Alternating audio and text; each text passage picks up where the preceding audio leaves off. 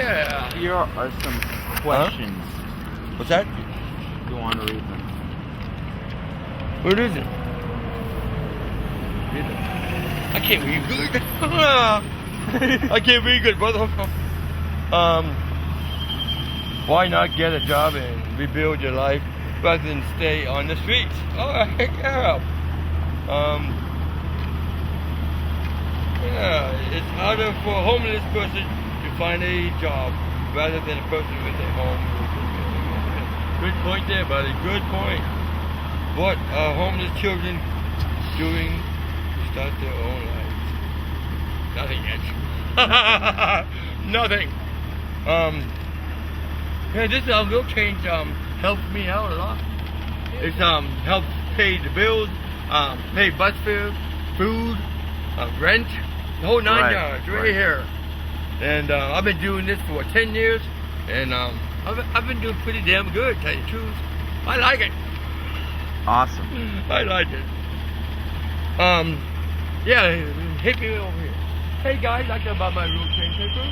Anything else? Have a great day, guys. Right? Yeah. Okay, so that answers question 1. Question 2, what are homeless children doing to start their new lives? What age group are you talking about? Teens. Kids. Well, okay, I'm gonna say this. You consider a teen able to think for itself? What? Do you consider a homeless teen able to think for himself? Of course, yeah. And that group includes what age? Age 14 to 19. So, a 14-year-old, I think, you understand me, myself, should be able to think for themselves Right. if they haven't been abused. They still can think for themselves because no one wants to be abused, all right? Right. Right. Okay, now, that goes back to question 1. The individual himself, if he's able to think properly, excuse me, No, it's fine. decide whether or not they want to start a new life if they are in a homeless situation. Right. You feel me? What category a homeless person put themselves in? Some people are just lazy, you know? Some haven't had a chance, like I say, to start a life because they don't know what the first life is. You see what I'm saying? Right. It could have been knocked out by something or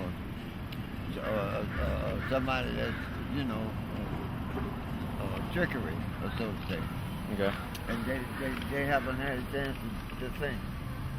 Okay, let's go to question 3. Sure. What are the homeless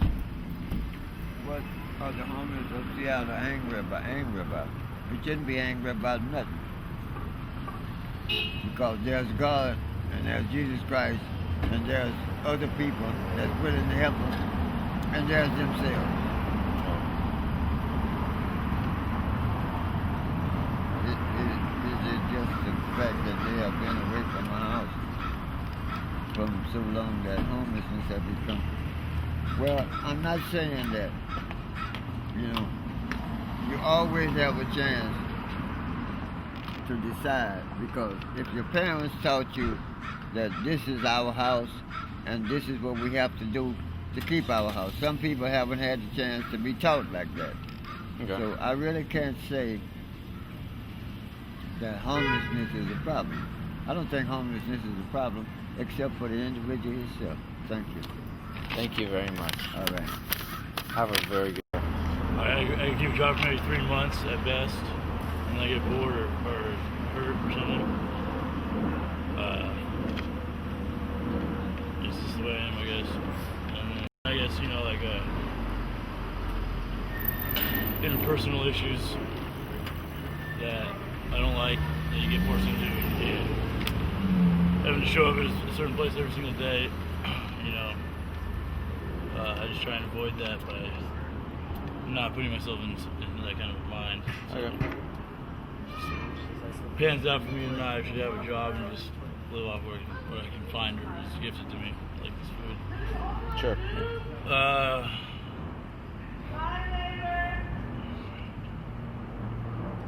Is it harder for a homeless person to find a job rather than a person with a home? I was just laughing because the last time I talked like that, it was over in the Fremont Fellowship, you know, it's the AA Hall. Yeah. Or not 24/7, but every day. And that's just now everybody's down to carry on like that forever. It's just put me in front of a camera and an audience. And that happens. I think it happens to a lot of people. They just catch this cadence and they just can't stop.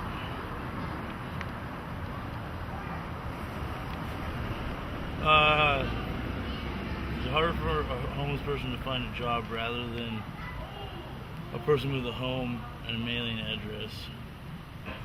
I'd say, well, in this city, Bill Gates paid for that Compass Center, so you can get a mailing address, and that's kind of the main issue. I think, right? A homeless person might just be hungry or more hurt. Right. Can't get themselves up enough to really do a good job research, you know, like they're shooting on drugs.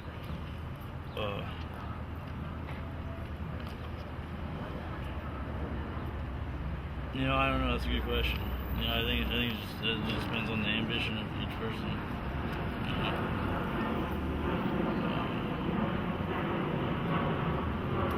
You know, homeless children start their new lives. Wow, I don't know too much about homeless children. They got those youth shelters and stuff, so yeah, I have no clue. You know, I think there's so many resources for really young people that are homeless that they're not really that homeless. You know, Right. they're probably just trying to find like an actual like new family or something or whatever they don't have. You know, if they're young, you know, that's probably Too much. more important to them than a physical home. So. There's a lot of places like that. I think Eminem started one, and I think Elliott Smith has one in his legacy. And there's one right down in old town of Portland. Oh. Yeah, Portland has one. And then there's the Roost Shelter here for Field 26. So yeah, I don't think the youth have it too bad in terms of actual nuts and bolts, but you know, like, they're probably relatively lonely if they're youth and homeless, because that would be the bad part. You know what I mean? I don't know if that's bad, because I started a lot of this in my late 20s, so I have a different experience. I imagine it's a lot harder to get off drugs if you have been on the streets like almost your whole life. Because you know, there's worse than the bright side and even stopping drugs. You know what I mean? So I think that's another challenge for young homeless people.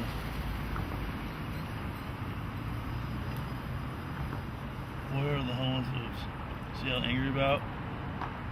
Probably just getting jerked around by social services. You gotta be here at this time, but then you gotta do this and that, and yada yada yada. It almost seems like, you know, ass backward, red tape bureaucracy, like messed up thing, and a lot of people have paranoia issues to deal with, so it feeds into it just because it's the nature of the beast when it comes to social services like that. It just gets so crazy. You know, like, you know, like being on DOC and being off and on SSI because you go to jail and all these different things that just keep a homeless person on edge when they're already have it rough. I think is what bothers them the most in and out of jail and stuff. Basically, having to interact with a man to get what they they think they need. But I guess what I would say is, if you're homeless, just give up, abandon SSI, save the taxpayers their dollars, and live off grace, because it's just the nature of the beast. You're going to drift around too much with Section 8 and SSI and DSHS, and the program ends here, and you can only make this much money, and then you switch over, and there's just too much Right. flaw built into all that, and it's bad for your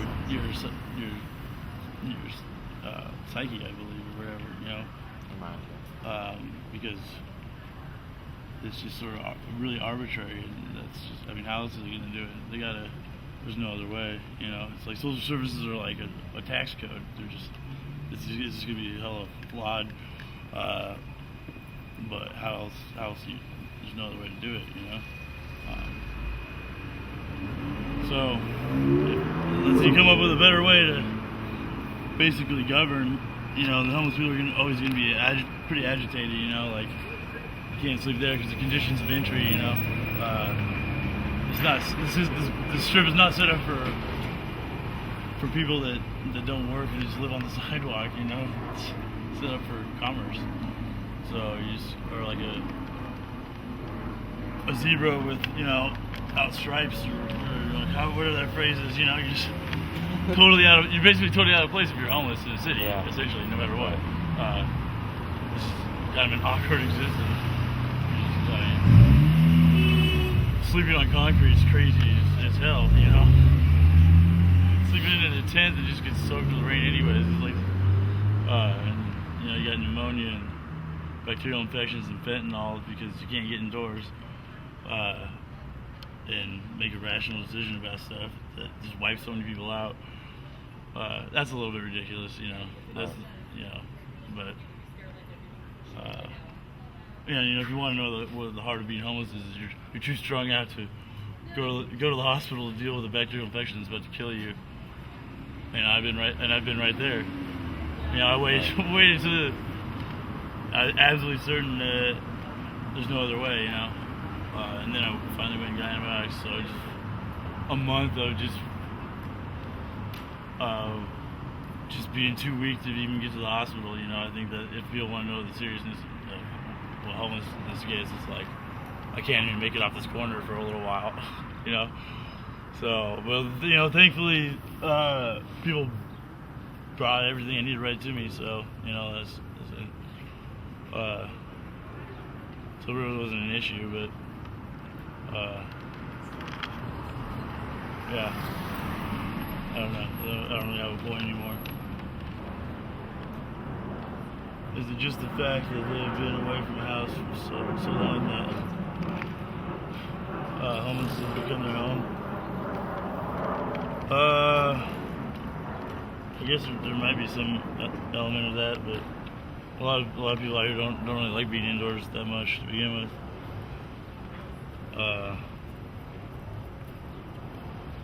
Or if they were indoors, they the way they are, they just get too restless and leave. That's what I say about myself. Like, so strongly that I would forego a place in the deep winter just to not have the debacle of renting something I don't really want to rent, you know. So economic burn pit, or whatever the phrase is. Sorry, I haven't slept through an economic drain or whatever to rent in the first place. And then if you don't really like it because it's too claustrophobic to you, then it's really a money burner or a time waster, because then That's a good point. you're in and out, you're dealing with the lease and all, and you're following the rules. You know, and you're liable for this and that, and blah, yada, yada, yada. And, you know, I'd rather not have anything in my mind, and that always drives people crazy, you know. Right? Right. So, yep. Yeah, that's basically my opinion. For Okay. other homeless people, I think a lot of them do want to be indoors if they're getting older, or that's more of them. That makes sense. Yeah. But the thing is, if they went indoors, guess what? Guess who I'm probably going to see in a little while back out here anyways. The same faces, you know. It's not a super regular common personality that does like something like methamphetamines, and it's a pretty strong, it's extremely strong psychoactive substance that you can't really live a regular life on. And so I think it's a special sort of, there's a certain maybe what do you call it, predisposition towards these sorts of this sort of lifestyle. You know, it's a little bit crazy. You know, someone you consider wise all of a sudden starts talking in loops, and because they've been up too long or whatever, and then you find it in yourself, and you're just like, and it's something like you can't stop. It almost keeps your mind sharp in a certain way, even though it's just, it is. I'd say that's like the worst part of meth, is your mind will loop around, and it just creates this insanity. Like, Can't do anything about it. well, you're just like proving, like nothing but your own point somehow, but it's better than just doing nothing, because you just have so much energy to burn anyways. This is just like a dog, you're like a dog that's got energy to kill, so it chases its own tail, like that's pretty much it. And you see like someone that you think is wise all of a sudden doing the same behaviors you find in yourself, and you're like, no one's immune to this. So this really isn't the most fantastic lifestyle, because that's just so silly, but you know, that's not the whole experience, but it's certainly a long part of it. You know, like, it's not exactly serenity when you can't avoid this part of the methamphetamine lifestyle. It's not consistent deep meditation. So ultimately I believe it's an episode, because what I really want is reliable meditation, not, you know. Coffee's a pretty strong stimulant. I think it's fairly sufficient with a good diet, because this is pretty extreme. You know, what makes it easier is the other people doing the same thing, because it gets so weird. You know, like if I was just out here comparing myself to people that went had regular jobs, I'd be like, God, I'm weird. But there's a lot of people like this. I think, what is there, like 10,000 homeless people in Seattle? I don't know. It's a lot. It's a mini city. A mini city trying to squeeze out an existence somewhere on a real. It's a. Sorry, I got No, it's fine. an impinged nerve that creeps up on me sometimes. But yeah, you know, it's nice that this is a sanctuary city of sorts, because if the police wanted to, they could just be like the other areas of the country and say it's illegal, get out of here, you're going to jail. Seattle's not a sanctuary city. You know, so it's basically, at the end of the day, it's the cops are taking the biggest burden, because you know how much weirdness that adds to their job. 10,000 people with basically criminal, psychotic existence that's illegal all the way around, pretty much, running around. Mostly good people, you know. It's not, a homeless person really can't devise that much craziness. It's more like organized gang members or people in some sort of organization of some sort that are making more than the money and feeding the types that crave these substances. So it's just kind of a funny thing for the cops. You got a bunch of fucking weirdos running around that aren't necessarily the harmful suspects, but I imagine a lot of their fucking job then just gets comprised of showing up on the scene and yeah, you know, bye, let me run your name and leave. Constantly having to do that with homeless people. You know, but whatever, that's what you get for being a Seattle police officer. You know, they're professionals, so they're doing. It seems like they're doing. You know, there's no problem with it. But it's just funny to me, because if you're a police officer in like Texas or something, or some place where homelessness is just like disallowed, then you're basically, you know, like. So, yep. Yeah, that's basically my opinion. For other homeless people, I think a lot of them do want to be indoors if they're getting older, or that's more of them. That makes sense. Yeah. But the thing is, if they went indoors, guess what? Guess who I'm probably going to see in a little while back out here, anyways. The same faces, you know. This sort of lifestyle, you know. It's a little bit crazy. You know, someone you consider wise all of a sudden starts talking in loops, and because they've been up too long or whatever, and then you find it in yourself, and you're just like, and it's something like you can't stop. It almost keeps your mind sharp in a certain way, even though it's just, I'd say that's like the worst part of meth, is your mind will loop around and it just creates this inanity, like Can't do anything about it. well, you're just like proving like nothing, but you're on point somehow, but it's better than just doing nothing, because you just have so much energy to burn anyways. This is just like a dog, you're like a dog that's got energy to kill, so it chases its own tail, like that's pretty much it. And you see like someone that you think is wise all of a sudden doing the same behaviors you find in yourself, and you're like, no one's immune to this. So this really isn't the most fantastic lifestyle, because that's just so silly. But you know, that's not the whole experience, but it's certainly a long part of it.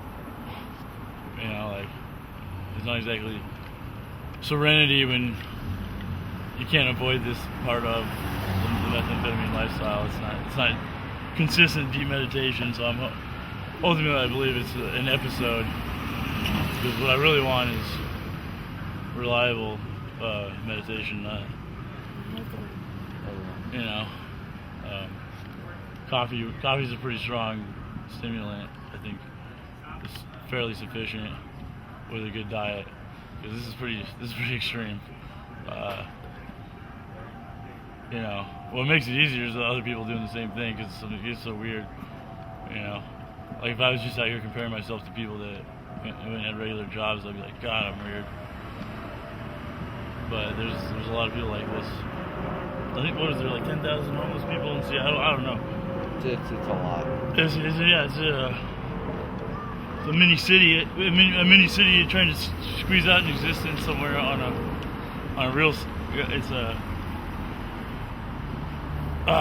Sorry, I got No, it's fine. an impinged nerve that creeps up on me sometimes. But yeah, you know, it's nice that this is a sanctuary city of sorts, because if the police wanted to, they could just be like the other areas of the country and say it's illegal, get out of here, you're going to jail. Seattle's not a sanctuary city. You know, so it's basically, at the end of the day, the cops are taking the biggest burden, because you know how much weirdness that adds to their job. 10,000 people with basically criminal, psychotic existence that's illegal all the way around, pretty much, running around.